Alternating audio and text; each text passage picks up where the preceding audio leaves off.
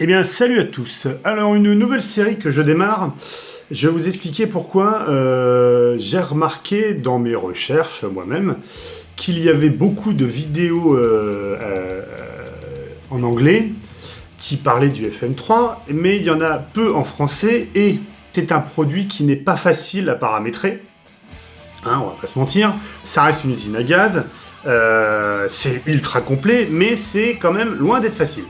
Donc, je me suis dit, vu que moi, je m'en sers souvent, et en plus de manière professionnelle, puisque je vous rappelle que j'ai un site internet, une petite... Enfin, voilà, ça fait partie de mes activités pro, où je crée des packs de sons et des choses comme ça. Vous aurez le lien là-dedans, si vous voulez aller voir ce que je fais.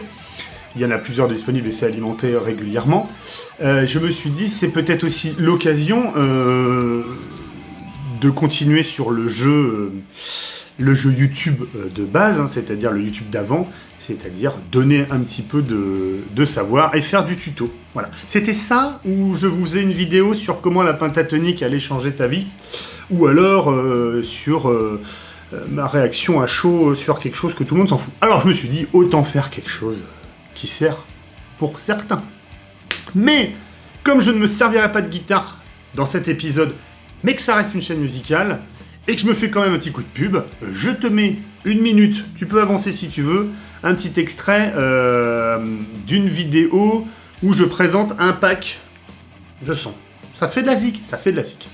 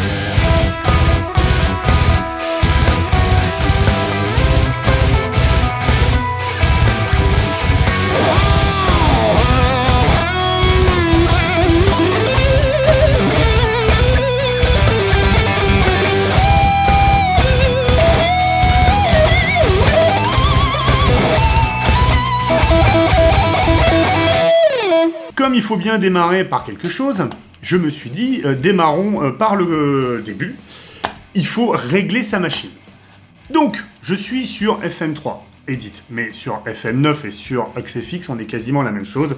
Tu auras des options en plus, mais ce que je te dis là, ça te servira. Donc, quand tu as chargé ton FM3 Edit, qui est donc connecté à ton FM3, tu vas ici, en haut, à droite, Setup. Voilà. Alors, cette vidéo va pas être la plus passionnante, mais il faut bien démarrer par quelque chose. Et tu arrives à la page Config. On va voir ensemble à tout quoi que ça sert. Là, tu as le Power Amp Modeling. Ça, c'est vraiment génial. Je t'explique.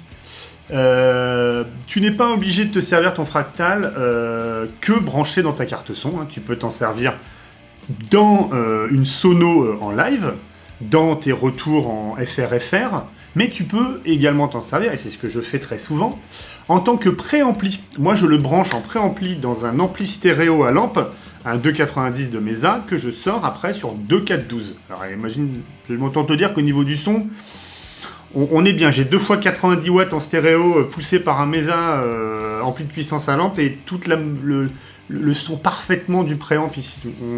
Bref, quand je fais ça, je coupe le Power Amp Modeling. Tu vois, tu as on-off. Ce qui veut dire que sur tous mes presets, et c'est génial parce que du coup, j'ai pas besoin de reparamétrer, sur tous mes presets, je peux... comment te dire je coupe l'ampli de puissance, puisque chaque bloc d'ampli, tu vois, il y a le tone, le idéal, ça c'est... on verra ça plus tard. Mais bref, tu as le préamp et tu as le Power Amp, tu vois, et tu peux le couper individuellement. Mais tu t'imagines, à chaque fois que tu modifies, que tu changes de manière de t'en servir, s'il faut que tu ailles dans tous tes presets que tu te sers, prévoir à l'avance, c'est un bordel. Ils ont tout prévu. Tu peux couper le Power Amp Modeling ici. Absolument génial. donc là je le remets sur on puisque actuellement je suis branché chez moi sur ma carte son, eh bien tu peux faire la même chose avec le cabinet modeling. C'est-à-dire que plutôt que d'aller couper, si jamais tu joues sur un vrai HP, tu vois, dans le cas où tu sors sur un ampli, où tu... Voilà. Eh bien, grâce à ça, tu peux couper tous les impulses réponses, tous les câbles modeling. Et ça t'empêche d'aller te faire chier à créer des presets spéciaux pour ça. Voilà. Donc ça, c'est vraiment très pratique. Et c'est souvent une option qui traîne quand j'ai des gars qui me demandent j'ai un son de merde, je comprends pas. Eh bien souvent, il y a ça qui traîne. Voilà. Ça, c'est les Speaker Impulse Curve. Alors, je t'explique. Dans un ampli, tu as donc un transformateur de sortie qui, à la fin, donc, envoie tout ce que tu as comme son sur le haut-parleur. C'est ton transformateur de sortie. Or, le transformateur de sortie, c'est pas un truc linéaire comme ça qui fonctionne dans le vide. Il interagit complètement avec le HP que tu as branché. Par exemple, si tu branches ton ampli dans un 412 Mesa en Vintage 30, alors la marque on s'en fout, c'est surtout la marque des haut-parleurs, il ne réagira pas pareil que si tu le branches sur un 1.12 en C90 ou en greenback. Il n'aura pas la même interaction. C'est des toutes petites subtilités, mais qui participent dans le son. Je te remonte dans l'ampli. C'est un mal, ça pique pas. Donc tu as... attends que je te trouve ça... Speaker, voilà. Tu vois, dans ta section ampli, tu peux sélectionner le type de baffle que tu lui mets. Voilà. Eh bien, ça, dans le setup, si tu le mets en défaut, c'est chaque preset qui le fait. Sinon, tu peux, dans toute cette liste-là, sélectionner un qui agira pour tous les mêmes. Ça peut être intéressant, par exemple, ça peut être intéressant si tu veux garder, pour une session, pour quoi que ce soit, l'idée que tu te branches dans un de ces types de HP. Bon. On est vraiment dans le tatillon. Je t'avouerai que je ne m'en sers pas. Je laisse en défaut, comme ça c'est le preset qui décide. Tu as le split over. Alors, le spillover. Le spillover, c'est très très simple. Quand tu passes d'un effet à l'autre, la reverb, elle continue, ou pas. Tu vois, ou pas. Si je mets off, à chaque fois que je change de scène et de preset, la reverb s'arrête et démarre sur le nouveau preset. Le spillover te permet de soit continuer les delays, les reverbs, que les reverbs, ou continuer tout. Dans tout, il y a des effets comme les tab delay et comme les plex delay et ces choses comme ça. Voilà.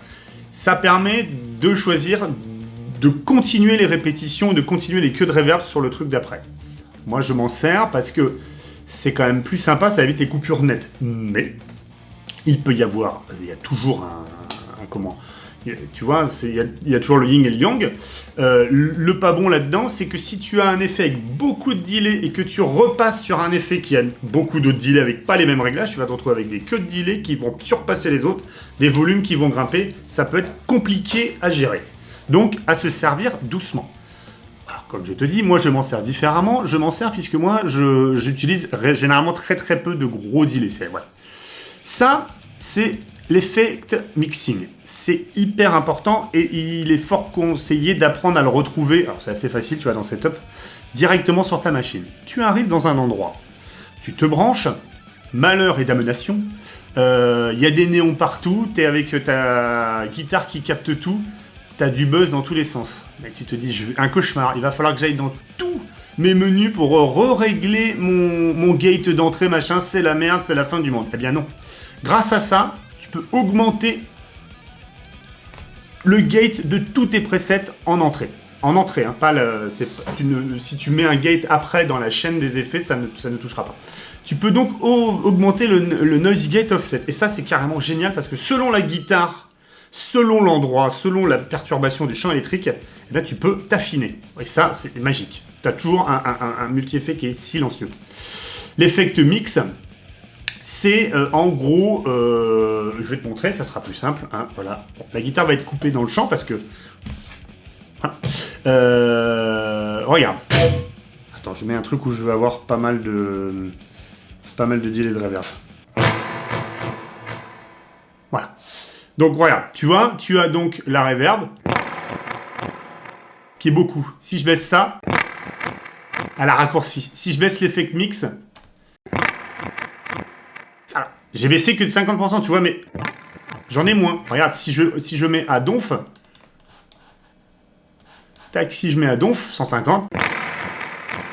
Tu vois, voilà. Ça permet, si tu veux, d'affiner la taille de tes reverbs et la taille de tes effets, chorus et machin. C'est pour affiner, ça les enlèvera pas, hein. On est d'accord. Voilà.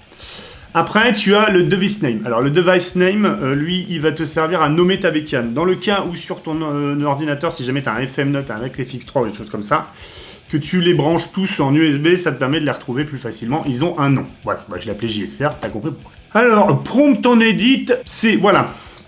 Prompt on edit, ça veut dire que si tu le mets, je te déconseille de le mettre. Si tu le mets, c'est quelque chose qui te permet, quand tu changes de preset, si tu as modifié quelque chose, il t'empêchera de sortir de preset et te demandera si tu veux sauvegarder ou non. Alors très pratique quand tu me fais tes sons, que tu t'entraînes.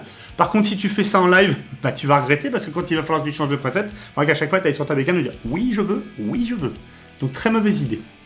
Edit on scene change, ça c'est, tu sais, sur ton multi-effet en bas, tu as les petits boutons qui clignotent là avec input, output, et de l'autre côté tu as les statuts.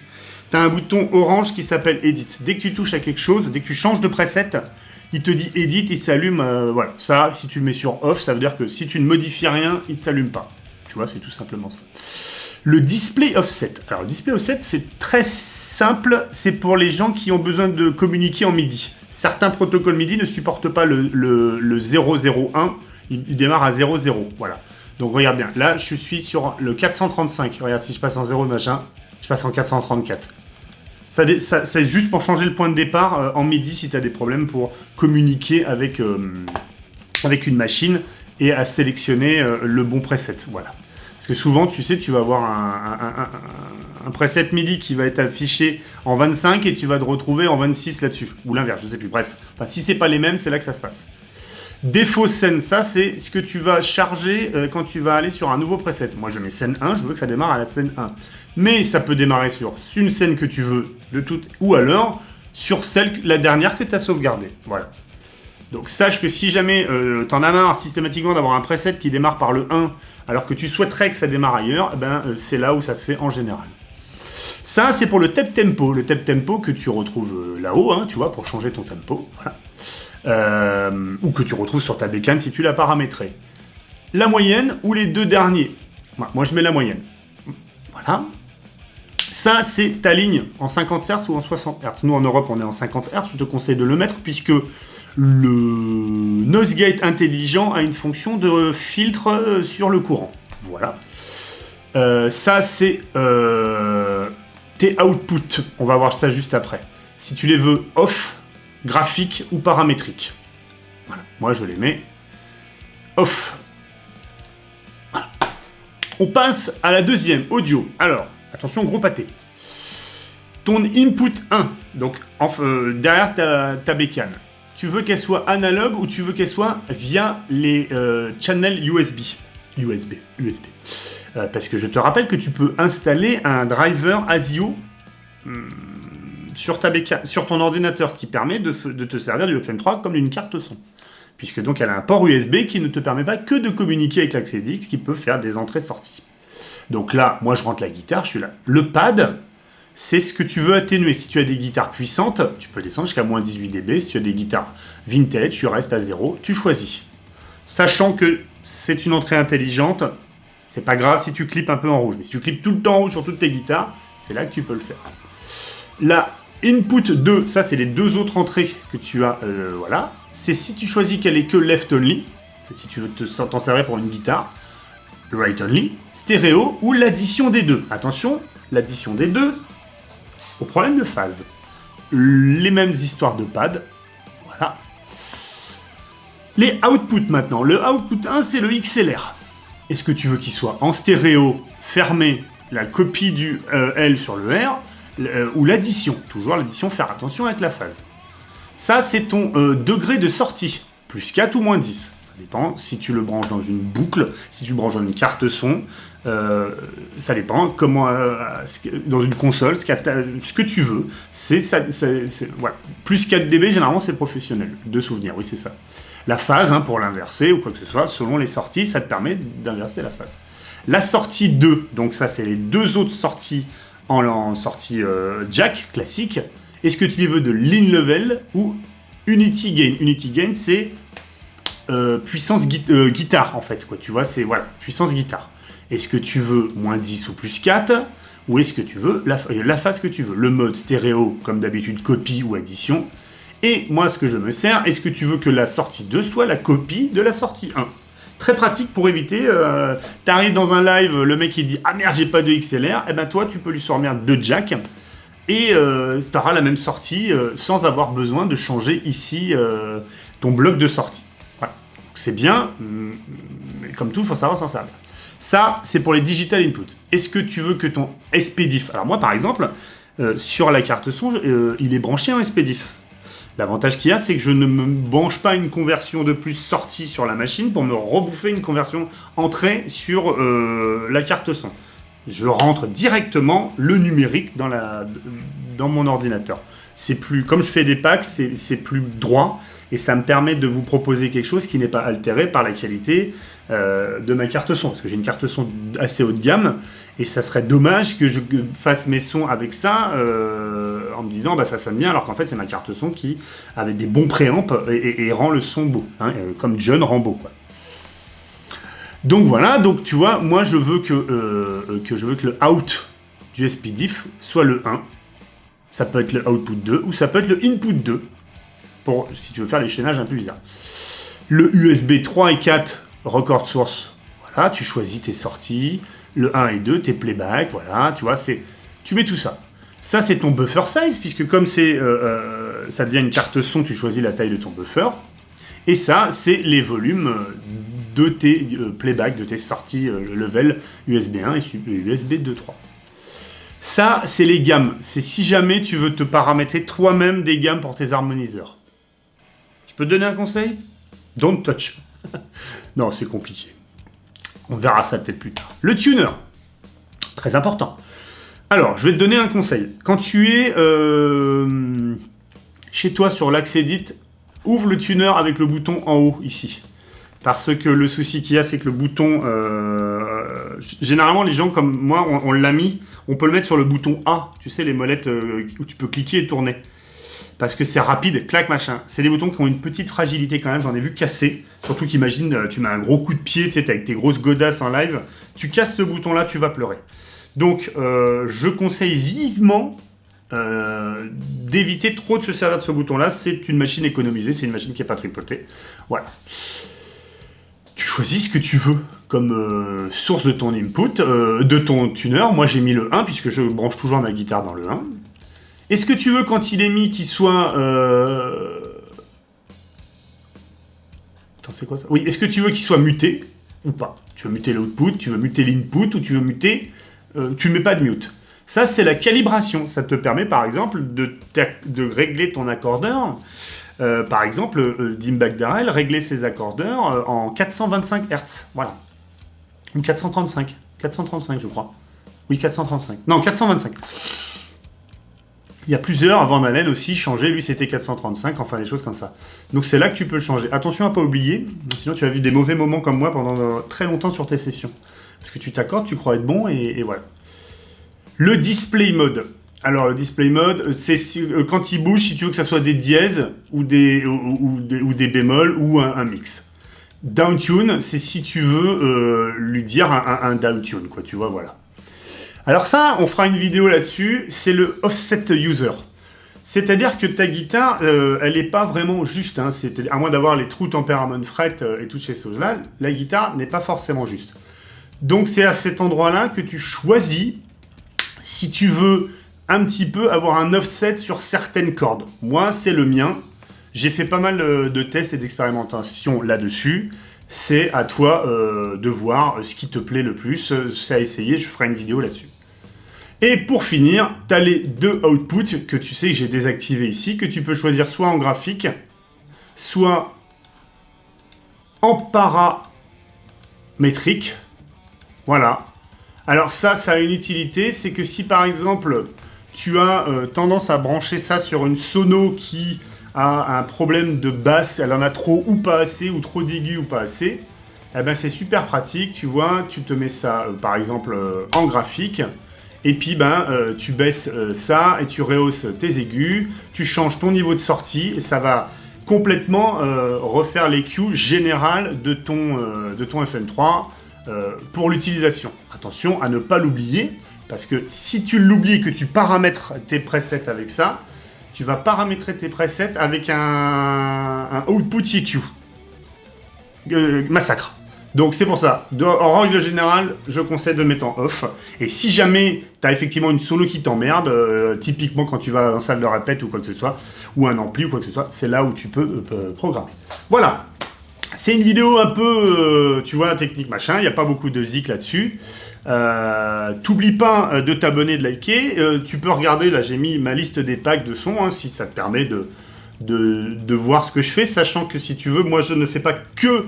Par rapport à certains, je ne fais pas que te vendre un réglage. Moi, je vends des impulses-réponses que je taille par rapport au réglage pour matcher avec l'album ou pour matcher avec un ampli par rapport au vrai ampli, aux vraies prises ou des choses comme ça. C'est-à-dire qu'en gros, j'arrive grâce à ça, à avoir un son qui est complètement différent de ce que propose un XFX de base. Voilà. Je te rappelle, c'est les impulses-réponses que je crée pour le preset. Donc dis-moi si ça t'intéresse, je vais continuer cette série, il y a beaucoup à faire parce que c'est vraiment une machine très complète. Et voilà, et à plus.